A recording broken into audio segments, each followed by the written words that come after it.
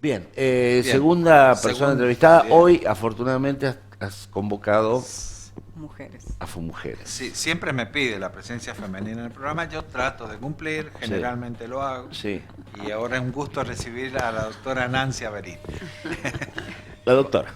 La doctora Nancy Avelín es candidata a diputada nacional por San Juan, por el Frente Consenso Federal. También es presidenta del Partido Cruzada Renovadora, es abogada, docente política. Se desempeñó en diferentes cargos selectivos, legislativos, a nivel provincial y nacional en el periodo 1991-2005. Se presentó como candidata a la gobernación en el 2007 y también en este año 2019. Defensora de la vida, de la República y la Constitución Nacional. Y una persona muy importante y muy reconocida en la provincia de San Juan. Doctora, buen día. Buen ¿Qué día, tal? Nancy. Muy buenos días. ¿Cómo les va? Muy bien. Bien. No la pudimos tener para las PASO No. por un problema de agenda, pero bueno, estamos cumpliendo. Muchísimas Bienvenida gracias. nuevamente. Muchas Para nosotros gracias. siempre es un placer que nos visite. Muchas gracias la invitación. ¿Cómo está la cosa? ¿Cómo viene Sí, esta creo que elección? como está el país, todos muy preocupados. Sí, ¿no? Es fácil lo que nos está pasando a los argentinos. Ya lo hemos vivido, estas crisis en otras épocas, ¿no? Y encima, en un pleno desarrollo de tantas campañas electorales que se han dado, ¿no? En San Juan es la cuarta etapa de campaña. Con todo lo que significa eso y bueno, y sobrellevar los problemas que está teniendo la Argentina y la gente. Doctora, usted tiene mucha experiencia en elecciones. ¿Cada elección se empieza de cero o hay un antecedente que mirar, que ver? A ver... Usted sabe por qué se lo pregunto, porque las PASO dejaron un resultado. No, tremendo. A partir del resultado, sobre todo me refiero a nivel nacional, Sí. más allá de en la provincia que hemos quedado solamente 3 candidatos a diputados nacionales y hay 3 bancas a cubrir. Pero en el espectro nacional, sí, es muy delicado porque el resultado de un gobierno que tiene que seguir gobernando y que justamente es el propio candidato a presidente, por el espacio que ha salido en segundo lugar, bueno, ha provocado le diría yo, la disparada del dólar, la situación económica financiera, lo que pasa con el fondo, es decir, ha sido prácticamente un terremoto, ¿no? Así que no, es muy delicado y creo que muchos sectores todavía no entienden que más allá de la apetencia por el poder y de ver quién gana y quién llega, está la gente y el país. Y evidentemente no se está trabajando en esa línea. Se está trabajando en una especulación política, a ver cómo se usa esta coyuntura para llegar, y eso realmente yo por lo menos creo que le hace mucho daño inclusive a la política. En lo personal yo tengo un espacio en la radio todas las mañanas y yo trato de explicarle a los auditores que todo lo que ocurra hay que mirarlo con la lupa de la elección, porque todo lo hacen pensando con la urna. Sí, tienen en la cabeza. en la cabeza una urna, por eso digo, y eso no es bueno. Por eso cuando uno habla tal vez nos tilden de idealistas, pero uno sueña con un proyecto de unidad nacional y más allá de las apetencias personales. Mire, y se lo dice alguien que ha ganado y ha perdido elecciones. Sí. Y hoy estoy enfrentando una candidatura con 2 sectores que son Muy fuertes. oficialistas. Sí. Sí, los dos. Son oficialistas, Sí. tanto el kirchnerismo representado por Gioja como el macrismo representado por Orrego son oficialistas a nivel sí. nacional y provincial. Y nosotros estamos prácticamente en el llano. Pero más allá de eso, por eso nos pueden tildar de idealistas, yo creo que el país no puede estar a la deriva como hoy estamos, porque están especulando unos y otros. Y cuando nosotros hablamos, no estamos ni con Macri ni con Cristina, porque más allá que sea Fernández el candidato a presidente, no podemos negar que es Cristina quien tiene el soporte de los votos. Sí, lidera. El liderazgo sobre todo político. Entonces, ni Macri ni Cristina, y cuando hablamos de un proyecto de unidad nacional que realmente convoque a todos los sectores, porque es muy grave lo que está pasando. Nadie se hace cargo, ni los que estuvieron ni los que están, de la pobreza que han dejado. Unos tuvieron bonanza económica en la Argentina y lo mismo dejaron un 30% de argentinos pobres. El otro nos hablaban de la alegría, de los globitos y demás, y también nos dejan un 30% de argentinos pobres, con un agravante que es más endeudados, porque hoy en el presupuesto nacional, y de esto no se habla, el 30% del presupuesto de los argentinos está para pagar servicios de la deuda externa. una deuda externa que el anterior gobierno legitimó cuando era ilegítima, porque un juez de la Nación declaró que esa deuda, un juez Ballestero, gracias a la investigación de Alejandro Olmos, un patriota desconocido, como son la mayoría de los grandes hombres en la Argentina, o silenciados, olvidados o silenciados del poder, porque no conviene que las nuevas generaciones conozcan la lucha de los hombres patriotas que han servido al país. Esa deuda pública, decía el juez Ballestero, en su mayoría es ilegítima y fraudulenta. ¿Qué debió hacer el Congreso? Y se lo dice alguien que en esa etapa fui legislador y luché para que se abriera el debate de ese tema. Investigar y no pagar deuda ilegítima, como hizo el anterior gobierno y actual, que siguió no solo pagando, sino endeudándonos por generaciones. Entonces, el primer debate, por eso hablo de la unidad nacional, acá tiene que estar por encima de las banderías políticas. El Congreso, en el caso mío como candidata a diputada nacional, yo planteo que el Congreso no puede seguir ausente y en silencio o de vacaciones, como ha estado 3 meses, sino que tiene que abrir la agenda legislativa de los grandes temas que el país y el pueblo necesitan. La deuda externa es uno de los temas. Los recursos naturales. Mientras la Argentina no tome una política de soberanía en los recursos naturales, no vamos a tener el despegue. La soberanía significa que seamos dueños de nuestros recursos. Hoy la mayoría de los recursos, llámese el gas, petróleo, la energía, el agua, está en manos de corporaciones extranjeras. Ellos nos manejan y nosotros no tenemos un poder de decisión. ¿Dónde está el peronismo auténtico en estos gobernantes que hablaba del dominio de los recursos naturales, inclusive en la Constitución de Perón? Bueno, por eso hablo de la unidad nacional. Nosotros queremos convocar esos sectores porque tenemos que resolverlo y lo resuelve el Congreso. No puede ser que las grandes corporaciones, por ejemplo, mineras, estén exceptuadas de todo tipo de impuestos. Y la gente que trabaja en la Argentina, las pymes, las que sostienen la economía de la nación, los que producen, los que podrían industrializar y no tienen herramientas, estén agobiados de impuestos. Otro tema que hay que abordar es una reforma tributaria que signifique realmente un alivio a la gente que trabaja y no un castigo. Hoy está castigado el hombre que trabaja, porque está agobiado de impuestos, las pymes, los productores, los industriales. Mire, cuando he recorrido a raíz de la otra campaña, cada rincón, que no viene a esa entrevista porque estuvo justamente en Valle Fértil. Sí. Usted puede creer que no pueden industrializar las limas, todos los citrus que tienen de primer nivel la materia prima, por todas las cuestiones fitosanitarias y demás. O sea que no se le da ninguna protección ni estímulo. Y los grandes grupos mineros, las grandes corporaciones extranjeras, no sacan el oro, la plata y todo lo demás que sacan a simple declaración jurada, no pagan casi impuestos, no tienen retención. Es decir, acá el privilegio los tienen los de afuera y no la verdaderamente gente que invierte y que trabaja en la Argentina. Esto donde se resuelve en un gran debate en el Congreso. Uno de nuestros soportes ideológicos de la cruzada, y en este caso de consenso federal con La Baña, es la industrialización de la Argentina, donde las pymes van a sostener la economía de la nación, donde podamos industrializar nuestra materia prima, esto que le decía en Valle Fértil, en Hachal, en Iglesia, las aromáticas, en el lugar de origen. Tenemos que industrializar la materia prima y no convertirnos o condenarnos como hoy a ser simplemente proveedores de materia prima. Esa es la división internacional del trabajo histórica. La Argentina produce materia prima y los de afuera tienen la industria, tienen el empleo, tienen todas las garantías.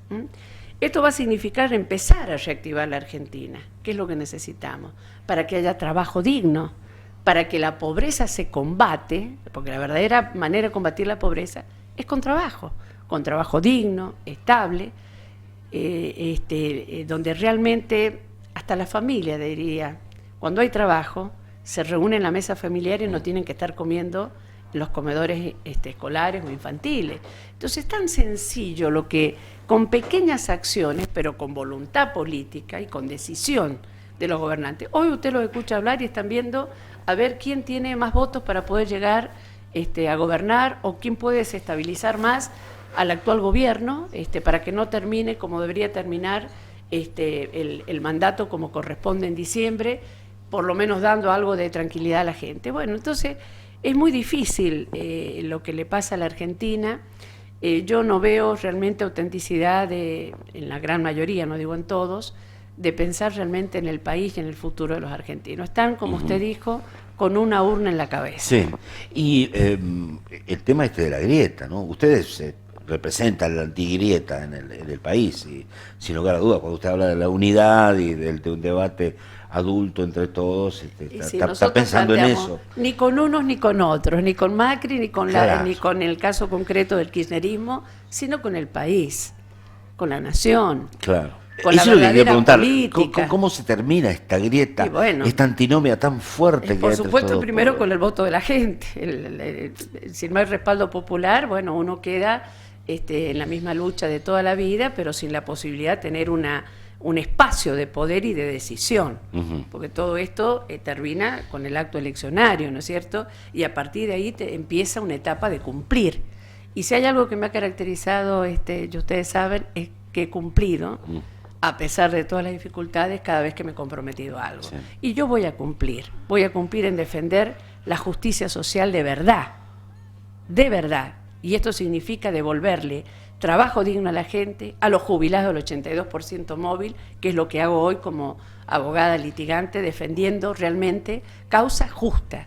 Y esto sí se puede hacer, no me diga, porque todos dicen no alcanza el presupuesto, ¿y por qué no podemos revisar entonces todas las exenciones impositivas y la reforma tributaria para que el sector que trabajó y aportó toda su vida, al momento de jubilarse, no tenga una condena a ser pobre, cobrando una mísera jubilación que no representa ni la mitad de la canasta básica de alimentos, y no Sí, hablemos de medicamentos. está casi en la línea de Entonces, vigencia. estas Sí. luchas hay que darlas con convicción y no por conveniencia. ¿Me votarán o no me votarán? No lo sé, pero no les quepa duda que yo desde una banca voy a defender esto porque ya lo hice. Lo defendí al 82% móvil en el Congreso y fue el justicialismo, yo creo que no son verdaderos justicialismo de la justicia social, quienes boicotearon esa ley y luego cuando salió el 82 lo vetó la presidenta Kirchner. Entonces no hay convicción en lo que el país necesita y el pueblo está esperando. Entonces de nuestra parte, este frente y esta lista llamada Blanca Unidad, que encabezo junto a Chanquía y a Adriana Aguirre como titular, la doctora Adriana Aguirre, una defensora no solo de los jubilados, sino de la vida, como en el caso mío, vamos a defender estos valores, porque lo hemos defendido, el derecho a la vida de la concepción, la protección a la madre, por supuesto que hay que darla, las dos vidas, el tema de las pymes, el tema de la industrialización de la materia prima, la defensa de los recursos naturales, el agua, recién lo escuchábamos a la arquitecta realmente extasiada de ver ese compromiso que tiene por esa causa. Bueno, esos mismos valores hay que transmitirlo a toda la provincia y a todos los recursos naturales, como es el agua, los glaciares. Vamos a hacer cumplir la ley de glaciares, que hoy no se cumple, porque todos los emprendimientos mineros están ubicados sobre glaciares. Quiere decir que nos mintieron, no solo las empresas, sino los gobernantes que permitieron eso. Y de esto no se habla. Entonces hay que tener el valor y la convicción de poner esto en la mesa de debate en una Cámara de Diputados o en la banca que le toque a cada uno desempeñar. Entonces, bueno, nosotros vamos a seguir planteando esto y veremos el 27 de octubre qué le pasa no solo a la provincia, sino al país. Ha dejado muy en claro cuál es el proyecto y qué es lo que ocurriría en el caso de que Labaña fuera presidente. Va a convocar a todos los sectores, por eso habla del proyecto de unidad nacional. Exacto. Y va a sostener la economía.